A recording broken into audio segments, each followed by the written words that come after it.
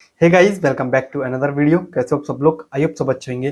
Today we will discuss about the bank, about a bank, ठीक है, and then banking sectors, and then all financials जिनको आप track कर सकते हो with the right framework. You don't need to be an expert to understand banks. Just you need to a good framework, a right framework.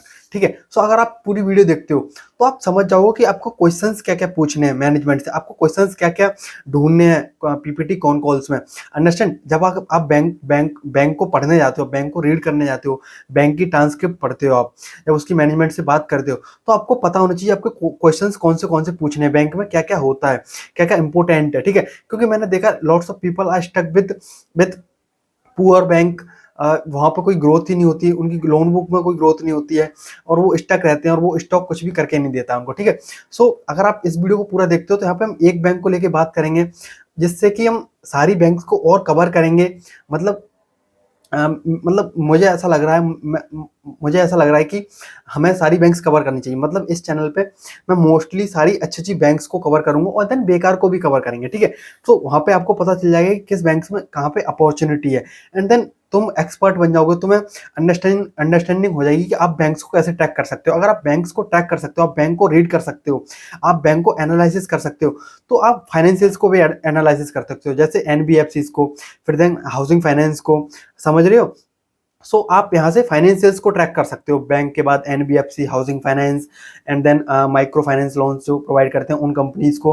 तो आप यहाँ से सारी चीजें ट्रैक कर सकते हो. तो यहाँ से आप देखोगे आपका आपका जो पैसा था वो आप अच्छी जगह इन्वेस्ट कर सकते हो एंड देन आपका टाइम बचेगा जो आप स्टक थे इतने दिनों से बैड स्टॉक्स में, बैड बैंक्स में. ठीक है. सो आपका वो बचेगा. अंडरस्टैंड. एंड देन आपका टाइमिंग बचेगा आपको बैंक्स रीड करने में. ठीक है. सो मैं यहाँ पे ज़्यादा डीपली नहीं समझाऊंगा आपको, क्योंकि मैं एक बैंक को लेके बेसिक पे बात करेंगे. एक बैंक्स का एग्जांपल दूंगा मैं आपको. मतलब एक बैंक को डिस्कस करेंगे. एयू स्मॉल फाइनेंस बैंक को हम डिस्कस करेंगे एंड देन पैरामीटर्स में आपको बताते चलूंगा. ठीक है. सो फर्स्टली क्या होता है कि आप बैंक्स बोरो मनी, मतलब एक सिंपल से समझो, आप बैंक्स खोले तो आप भी पैसा कहीं से बोरो करोगे. ठीक है. बैंक्स के पास फ्री का पैसा नहीं होता. ठीक है. तो bank borrows money from different sources. Mainly sources क्या होते हैं मैं आपको बता देता हूँ. एक तो कासा सोर्सेज होता है. कासा इन द सेंस की आपको पता ही है, हम लोगों का पैसा. ठीक है. हम लोगों का पैसा भी जो भी बैंक में डिपॉजिट होता है, जो आपके करंट एंड सेविंग अकाउंट्स में जो पैसा रहता है उसे हम कासा बोलते हैं. ठीक है. And then banks borrow money from another source like FD हो गया, लाइक बड़े बड़े क्लाइंट से बल्क डील हो गया. ठीक है. वहां पे ये लोग इंटरेस्ट पे करते हैं. ठीक है. एंड देन आरबीआई से. ठीक है. तो ऐसे सोर्सों से ये लोग अपना पैसा बोरो करते हैं. ठीक है. तो पैसा बोरो करते हैं with a cheap interest rate and then lend करते हैं उसको हाई इंटरेस्ट रेट पे. अंडरस्टैंड. सो जो एयू स्मॉल फाइनेंस बैंक, जो स्मॉल फाइनेंस बैंक का जो खेल चल रहा है, सो ये लोग पैसा डिपॉजिट करवाते हैं, ये लोग पैसा बोरोड करते हैं, एफडी पे पैसा लेते हैं एंड देन अच्छे खासे इंटरेस्ट पे लैंड करते हैं, जैसे कि गोल्ड लोन हो गया, व्हीकल्स लोन हो गया. यहाँ पे अच्छा खासा इंटरेस्ट ये लोग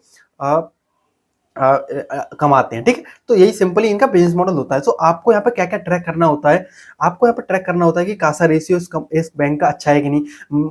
मोस्टली क्या रहता है, जैसे जो टॉप बैंक्स, जो प्राइवेट के टॉप बैंक्स हैं, जैसे एचडीएफसी बैंक हो गया, एक्सिस बैंक हो गया, आईसीआईसी हो गया, इनके कासा रेशियोस बहुत अच्छे खासे रहते हैं क्योंकि ये लोग पुराने हैं एंड देन रेपुटेटेड बैंक्स हैं. सो यहाँ पे कासा रेशियो बहुत अच्छा खासा मिलेगा. एंड देन उसके बाद पीएसयू बैंक्स को देखोगे, वहाँ पे भी कासा रेशियो अच्छा खासा मिलता है. लेकिन जो एयू स्मॉल फाइनेंस बैंक जैसी बैंक्स हैं, स्मॉल फाइनेंस बैंक्स हैं, यहाँ पे कासा रेशियो थोड़ा सा कम रहता है क्योंकि ये लोग ट्राई कर रहे होते हैं बढ़ाने की CASA ratio. CASA ratio is a cheap source of borrow money. ठीक है. तो यहाँ पे कम रहता है इनके पास CASA ratio. So AU small finance bank भी यही कोशिश कर रहा है कि हम कासा रेशियो को बढ़ाएं. सो पैसा मिलता है. ठीक है. लेकिन इन लोगों ने एक नया वो लेके आए हैं कि भाई ये लोग अगर आप अपने अकाउंट में पैसा रखते हो तो ये लोग आपको वो देंगे, इंटरेस्ट देंगे 6 पॉइंट कुछ ऐसा कुछ, 5 पॉइंट कुछ करके. ठीक है. तो ऐसे ये लोग कस्टमर्स को अट्रैक्ट करते हैं एंड देन ऑल्सो एडवर्टाइजमेंट तो चलती है. ठीक है. तो बैंक्स में आपको सबसे पहले क्या देखना है, कासा रेशियो कितना है उसका. ठीक है. सो एंड देन उसके बाद हम इसकी भी बात करेंगे एंड देन आपको देखना है कि वो लोन बुक ग्रोथ कितना कर रहा है. मतलब कि बैंक लोन बुक ग्रोथ कितना कर रहा है, पैसा लैंड कितना कर रहा है अपना अच्छी जगह. ठीक है. पैसा लैंड कितना कर रहा है, loan book growth, AUM growth कितनी हो रही है उसकी. ठीक है. तो एयू स्मॉल फाइनेंस बैंक की अगर आप देखते हो AUM growth, loan book growth, so which is 20% से ये लोग अपनी एयूएम ग्रोथ कर रहे हैं, ठीक है, एयूएम ग्रोथ कर रहे हैं अपनी 20% से। अगर आप इनका नेम्स देखते हो, नेम्स क्या होता है, आपका बोरो मनी, आपका लैंड मनी, जहाँ से आपने बोरो किया उसका परसेंटेज, एंड देन आपने लैंड किया, उसके बीच में जो स्प्रेड रहता है वो नेम्स रहता है, वो नेम्स रहता है इनका नेट इंटरेस्ट मार्जिन, ठीक है। तो वो अच्छा का वो इनका जो है, इनका अगर आप नेम्स देखते हो ये है 5.7%। तो अगर आप स्मॉल फाइनेंस, अगर आप कंपेयर करते हो और बिग बैंक से, तो उनसे अच्छा खासा है। अगर आप कंपेयर करते हो स्मॉल फाइनेंस बैंक से, इसके जो कॉम्पिटिटर्स हैं, सो उनसे थोड़ा सा लिटिल बिट कम है, ठीक है, ठीक है। सो अब यहाँ पे एक और पैरामीटर्स आपको चेक करना चाहिए, वो होता है एसेट क्वालिटी। बैंक्स की एसेट क्वालिटी कितनी है, मतलब प्रोविजन कितना हो रहा है। जैसे बैंक की क्रेडिट कॉस्ट कितनी है, क्रेडिट कॉस्ट क्या होती है कि बैंक ने 100 रुपये लैंड किए, 100 रुपये बोरोवर 100 रुपये लैंड किए, जैसे कि 50 की व्हीकल्स लोन दी, होम लोन दिया, गोल्ड लोन दिया, एंड देन पर्सनल लोन दिया, ठीक है।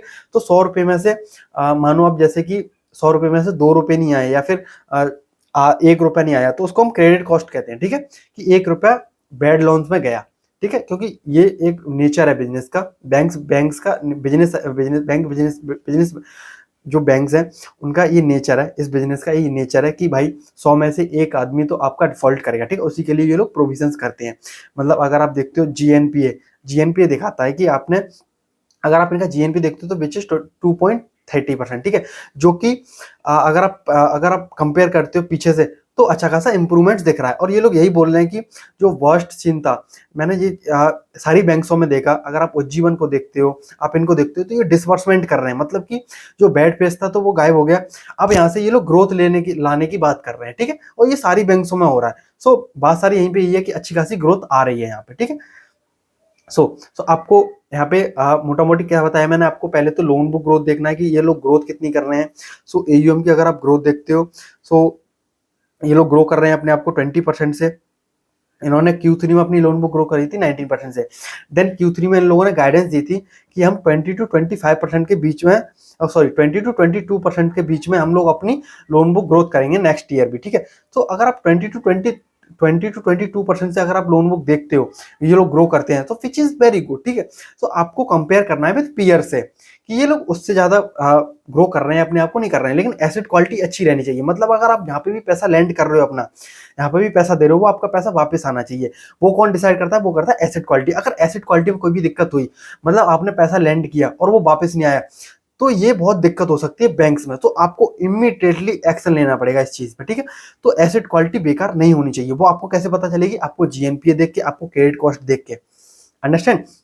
सो एयू स्मॉल फाइनेंस बैंक यही बोल रहा है कि हम आगे अपनी 20 to 22% से अपनी एयूएम ग्रोथ करते जाएंगे।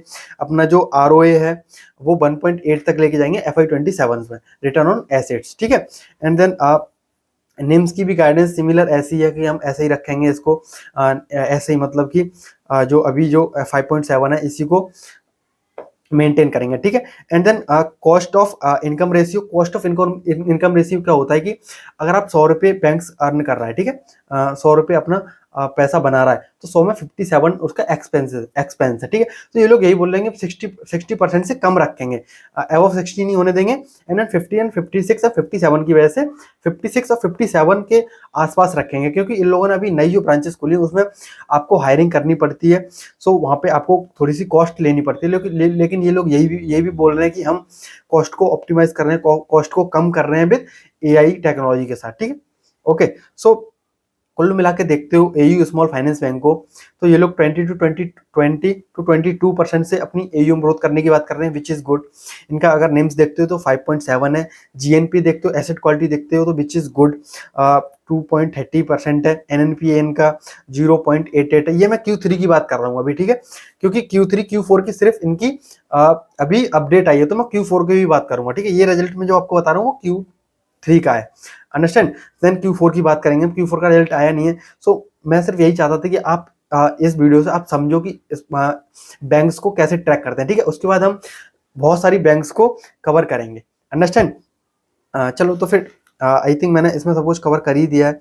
गाइडेंस भी इनकी इतनी है कि हम 56% या 57% कॉस्ट टू इनकम रेशियो रखेंगे। कॉस्ट टू इनकम रेशियो अगर आप 100 रुपये कमाते हो तो 56% आपका एक्सपेंस जाता है, ठीक है। तो ये बहुत अच्छा कब होता है कि आप 50% से नीचे रखो इसको, अंडरस्टैंड। 50 से अगर नीचे रखते हो तो ये बहुत ही अच्छा माना जाता है, ठीक है। सो अब बात करते हैं Q4 की। सो Q4 में अगर आप देखते हो इनको, 1 सेकंड गाइस। सो इन लोगों ने गाइडेंस क्या दी थी, हम अपनी लोन बुक ग्रोथ कितनी करेंगे, 20 से 22% तक अपनी लोन बुक ग्रोथ करेंगे। सो अगर आप देखते हो Q4 में अपडेट आती है, सो इनकी जो एडवांसेस हैं, जो लोन बुक ग्रोथ है वो कितनी हुई है, 25%, विच इज गुड, ठीक है। हम इतना ही एक्सपेक्ट कर रहे थे। इनके डिपॉजिट्स वो भी 22% से ग्रो किए हैं, ठीक है।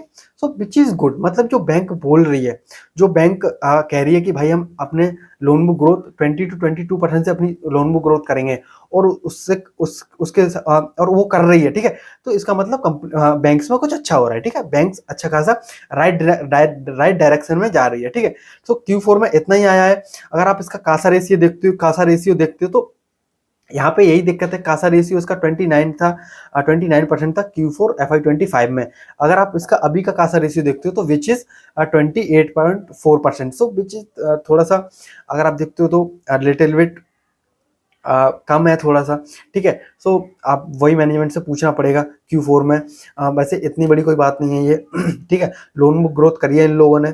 सो अब आपको ओवरऑल पिक्चर समझ में आ गई होगी कि आप बैंक्स को कैसे ट्रैक कर सकते हो, ठीक है।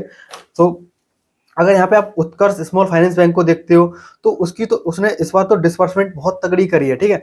लेकिन बात सारी यहाँ पे यही है कि एसेट क्वालिटी भी आपकी अच्छी होनी चाहिए, क्योंकि इन लोगों ने, एयू स्मॉल फाइनेंस बैंक ने भी अपना जो मोस्टली लोन है ना वो देते हैं व्हीकल्स में देते हैं।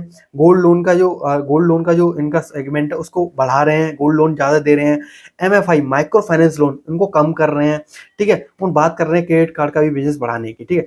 तो सिंपली आपको मोटा मोटी समझ में आया होगा कि मैंने आपको जितना भी समझाने की कोशिश की कि एयू स्मॉल फाइनेंस बैंक अच्छी खासी डायरेक्शन में जा रहा है, ठीक है। अच्छी खासी लोन बुक ग्रोथ कर रहा है। थोड़ा सा कासा रेशियो इम्प्रूव करे, अपना कासा रेशियो इम्प्रूव करे, and then CASA ratio improve करे, देन एसेट क्वालिटी थोड़ी सी और अच्छी हो, एंड देन उसके बाद देखोगे बैंक बहुत अच्छी करती जाएगी, ठीक है। लेकिन अगर आप अभी देखते हो तो मुझे कोई इंटरेस्टिंग बैट नहीं लगती है ये भी, ठीक है। मतलब ऐसे अट्रैक्टिव कहोगे ना आपकी भाई, बहुत ही तगड़ी बैट नहीं लगती, क्योंकि इसका पी भी अच्छा खासा है, ठीक है। पी इसका अच्छा खासा एक्सपेंसिव लगता है मुझे थोड़ा सा, ठीक है।